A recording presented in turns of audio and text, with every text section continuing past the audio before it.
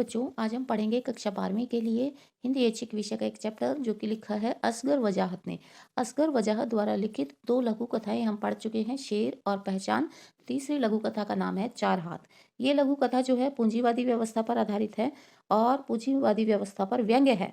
मजदूर और मालिक के किस तरीके के संबंध होते हैं, उन संबंधों को उजागर करती है ये कहानी। तो इस कहानी को समझने से पहले एक दैनिक जीवन का एक साधारण सा आपको मैं उदाहरण देना चाहूंगी, फिर हम कहानी पर वापस लौटेंगे।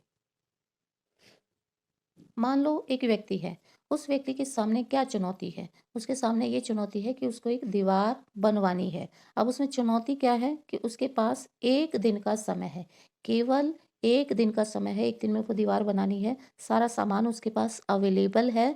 चुनौती क्या है? दिन 1 है और मज़दूरी के लिए केवल उसके पास ₹500 है। मज़दूर को देने के लिए उसके पास ₹500 है। तो चुनौती इसमें क्या है? चुनौती ये है कि वो दीवार इतनी बड़ी है कि कम से कम वो एक मज़दूर द्वारा 2 दिन में बनाई जाएगी। एक मज़दूर अगर उस दीवार को 2 दिन में बनाएगा तो सीधे-सीधे वो ₹1000 मज़दूरी लेगा। लेकिन उस व्यक्ति के पास केवल ₹500 है, तो ये चुनौती है कि वो कैसे कम पैसों में, कम समय में दुगना काम कराए।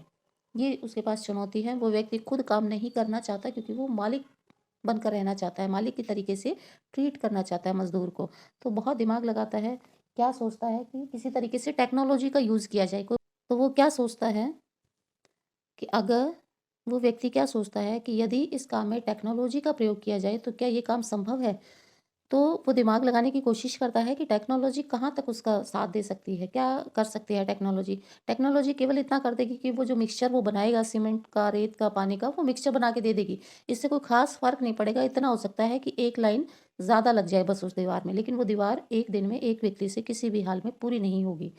तो वो व्यक्ति किस तरीके से काम करेगा? अब वो एक मिल के मालिक की तरीके से सोचता है, एक कारखाने के मालिक के तरीके से सोचता है कि मज़दूरी उसको आधी देनी है, समय उसको कम देना है, काम उससे डबल लेना है। तो अब वो क्या करे कि उसके पास क्या ऑप्शन हो सकता है? उसके पास ये ऑप्शन है कि वो 2 मज़दूर हायर कर ले। 2 मज़दूर हायर कर ले तब वो जो है दीवार 1 दिन में बन जाएगी। 2 मज़दूर हायर करेगा, 1 दिन में दीवार तो बन जाएगी, लेकिन ₹1000 कहाँ से लाएगा? ₹1000 का तोड़ उसने ये निकाला कि 2 ऐसे वाले मज़दूर हायर कर लेगा जिनकी दिहाड़ी ₹250 पर डे होगी। ₹250 वाले 2 मज़दूर हायर करेगा, 1 दिन में दीवार बन जाएगी, समय कम लगा, मज़दूरी कम लगी और काम जो 2 दिन का था वो 1 दिन में हो गया। तो कारखानों के मालिक किस तरीके से सोचते हैं, ये इस कहानी में बताया गया है। तो चलिए कहानी की ओर चलते हैं।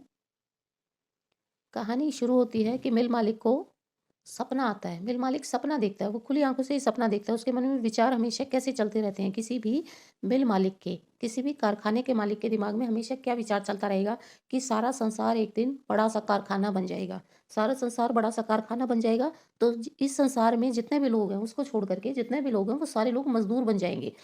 और वो कारखाना किसका होगा? वो कारखाना उस व्यक्ति का होगा जो वो सपना देख रहा है खुली आँखों से। वो क्या देखता है, सारा संसार जो है कारखाना बन गया, सारे लोग जो है मज़दूर बन गए और वो खुद सबका मालिक बन गया। सबका मालिक बन गया और बहुत सारे मज़दूर जो हैं अगर बाहर से उसको नहीं मँगाने, जिनको दिहाड़ी भी ना देनी पड़े, अगर ऐसे मज़दूर उसको नहीं मँगाने तो ऐसी व्यवस्था भी बन गई कि मज़दूर जो है फैक्ट्रियों में बनने लगे।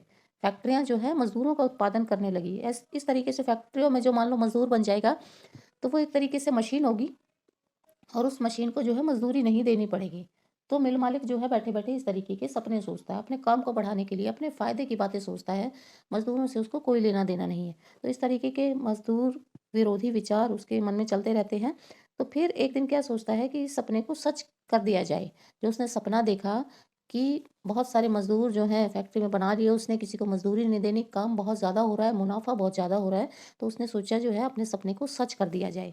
अब सपना सच कैसे होगा? सपने को सच करने के लिए उसने सोचा कि मज़दूर अगर है, एक मज़दूर 2 हाथों से काम कर रहा है, अगर यही मज़दूर 4 हाथों से काम कर दे, तो ये काम कितना जल्दी हो जाएगा। यानी दिहाड़ी इसको एक ही आदमी की देनी है, काम ये डबल कर देगा और टाइम आधा हो जाएगा। जो काम ये शाम तक करता था 2 हाथों के साथ, वो काम ये दोपहर में ही खत्म कर देगा और मज़दूरी उसको इतनी ही मिलनी है। तो वो ये सोचता है कि इसके 4 हाथ लगा दिए जाएँ, काम भी जल्दी हो जाएगा, मुनाफ़ा भी अधिक हो जाएगा। अब उसके लिए क्या करता है टेक्नोलॉजी का सहारा लेने की कोशिश करता है। वो वैज्ञानिकों को बुलाता है कि आओ और एक्सपेरिमेंट करो और जो ये मज़दूर हैं इनके 4-4 हाथ लगा दो। 4-4 हाथ लगा दो तो वैज्ञानिक बड़ा रिसर्च करते हैं कि कैसे व्यक्ति की क्षमता को बढ़ाया जाए। तो व्यक्ति की क्षमता जो है लिमिटेड है, जहाँ तक व्यक्ति का शरीर अलाउ करेगा व्यक्ति उतना ही काम कर पाएगा। इसको हम कैसे बढ़ा सकते हैं? तो काम नहीं बन पाता, वैज्ञानिक हार मान जाते हैं, भई 4 हाथ किसी कंडीशन में भी नहीं उग पाएँगे इन मज़दूरों के। तो मिल मालिक क्या करता है, वो खुद कोशिश करता है कि चलो वैज्ञानिकों से ना हो पाया तो मैं करके देखता हूँ। अब वो क्या करता है, 2 कटे हुए हाथ लाता है किसी व्यक्ति के और एक जीवित व्यक्ति को लगाने की कोशिश करता है कि देखो 4 हाथ इसको मैं लगाने की कोशिश करता हूँ, 4 हाथों से ये काम कर पाएगा या नहीं? नहीं लग पाते वो हाथ। फिर वो क्या करता है कि लकड़ी के हाथ बनवाता है, देखा लकड़ी के हाथ काम कर जाएँ तो लकड़ी के हाथ भी काम नहीं करते। फिर वो लोहे के हाथ बनवा के लाता है कि लोहे के हाथ शायद काम कर जाएँ, तो लोहे के हाथ बना के लाता है, लोहे के हाथ लगाने की कोशिश करता है, लेकिन इस कोशिश में जो है मज़दूर मर जाते हैं।